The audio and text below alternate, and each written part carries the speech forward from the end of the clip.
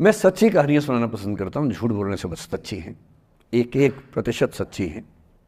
पर मैं किसी का नाम नहीं लूँगा, जिनकी कहानी है उनका नाम नहीं लूँगा, उनकी प्राइवेसी का मामला है। पर हाँ, सच्ची कहानियाँ हैं। अच्छी बात है कि इन कहानियों के किरदार हम लोग नहीं बने, ईश्वर करे हम कभी ना बने, लेकिन कहानियाँ सच्ची हैं। जब मैं दिल्ली आया था 1990 में, मैं हरियाणा के एक शहर से, भिवानी से दिल्ली आया था पढ़ने के लिए। मेरे ड्रीम कॉलेज में हंसराज भी एक था, पर मेरा संयुक्त से मेरा एडमिशन जाकिर हुसैन में हुआ। मेरे अंक ठीक थे, यहाँ हो सकता था, पर मैं तो नई दिल्ली स्टेशन पे उतरा, बाहर निकला, पता लगा वहीं एक कॉलेज है, वहीं एडमिशन ले लिया मैंने।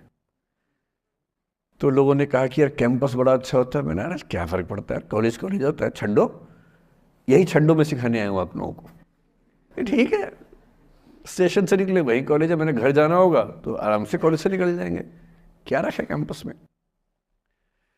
पर मेरा एक दोस्त जो मेरे साथ ही आया था उसी शहर से, उसने एडमिशन हंसराज कॉलेज में लिया। मैं और वो स्कूल के डिबेटर्स थे, डिबेटिंग में हम लोग स्कूल टाइम से काफ़ी एक्टिव थे। डीयू में आए तो यहाँ भी एक्टिव रहे।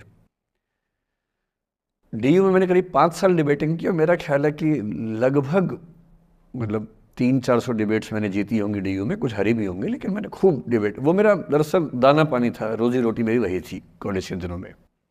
घर से पैसे मैं लेता नहीं था, मिलते भी नहीं थे, देना क्या था, मतलब ऐसी स्थिति भी नहीं थी उस समय मेरे घर में कि मिल सके।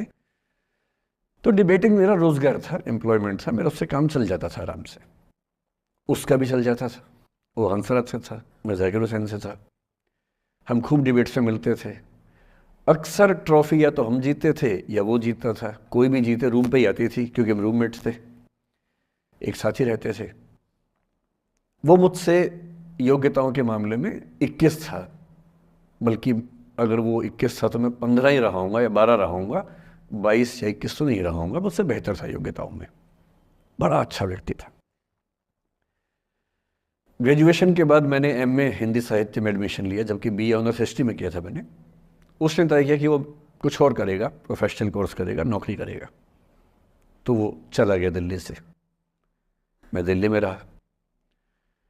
फिर मैं एमए के बाद तैयारी करने लगा यूपीएससी की, तब तक मैं यूजीसी जेआरएफ कर चुका था। पहला अटेम्प्ट दिया, प्रीलिम्स हो गया। मेंस मेरा 96 के मेंस की बात कर रहा हूँ, मेंस शुरू होने वाला था, 2 दिन रह गए थे। करीब 10 दिन पहले वो मेरे पास आया हुआ था दिल्ली में, मिलजुल के अच्छे से बात करके गया था। उन दिनों उसका एक प्रेम संबंध कहीं हमारी ही एक मित्र के साथ चल रहा था। हम सब दोस्त थे, तो उनमें से 2 लोगों का आपस में एक अफेयर था। मुझे नहीं पता क्या हुआ, लेकिन मेरे मेन एग्ज़ाम से 2 दिन पहले रात को 12 बजे एक फ़ोन आया और ये बताया गया कि मेरे दोस्त ने फंदा लगा के अपनी जीवन लीला समाप्त कर ली है। वो दिल्ली से दूर था कहीं, और जिस व्यक्ति के बारे में मेरी राय ये थी कि उतना जीवट वाला व्यक्ति कोई हो नहीं सकता, जो ज़िंदगी से हार सकता ही नहीं, जिसके होने से कई लोग हमेशा जीता हुआ महसूस करते हैं, वो चुपचाप एक बंद कमरे में ज़िंदगी से हार गया। मैं आज तक नहीं समझ पाया कि ऐसा कैसे हुआ। बाद में टटोला, उसके पेरेंट्स से बात हुई, भाई से बात हुई, उन्होंने उसकी याद में एक सोशल वर्क शुरू किया ताकि किसी और बच्चे को ऐसा ना करना पड़े। तो जो हल्का हल्का अनुमान हुआ वो है कि शायद कुछ ऐसा था रिलेशनशिप में जो नहीं संभल पाया था, और रिश्ता टूट ना जाए इसका दबाव बहुत ज़्यादा था, और वो दबाव झेल नहीं पाया। इस उम्र में ऐसा फेज़ आता है, कई बार आता है।